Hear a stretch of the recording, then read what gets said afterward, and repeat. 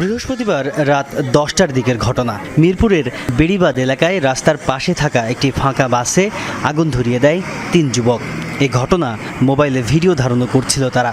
পরে তাদেরকে ধাওয়া করে আশপাশের লোকজন। একজনকে হাতে নাতে ধরা হলেও আরেকজন প্রাণ ভয়ে ঝাঁপ দেয় পাশের তুরাগ নদীতে। সাঁতার না জানায় পানিতে ডুবে যায় সে, আর তৃতীয় জন পালিয়ে যায়। পানিতে ডুবে যাওয়া যুবককে মুমূর্ষু অবস্থায় উদ্ধার করে নেওয়া হয় শহীদ সোহরাওয়ার্দী মেডিকেল কলেজ হাসপাতালে। সেখানে কর্তব্যরত চিকিৎসক তাকে মৃত ঘোষণা করেন। পুলিশ জানায় নিহত ব্যক্তির নাম আবদুল্লাহ সায়াফ। রাজধানীর একটি কলেজে দ্বাদশ শ্রেণীতে পড়তো সে। পুলিশ জানায় আটক হওয়া যুবকের নাম রুদ্র মোহাম্মদ নাহিয়ান আমির সানি। ঢাকার একটি ইংরেজি মাধ্যম স্কুলের শিক্ষার্থী তিনি।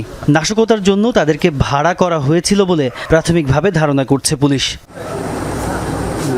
এ ঘটনায় বাদী হয়ে থানায় মামলা করেছেন কিরণমালা পরিবহনের মালিক। ওদের জন্যই একজন আর কি পাবলিকে যখন দৌড়ানো দিছে, দৌড়ানোর জন্য একজনে নদীতে চাপ দিছে, ওই সাঁতার জানতো না, তখন ওই নদীতে ডুবে মারা গেছে। আরেকজন হাতে নাতে ধরছি।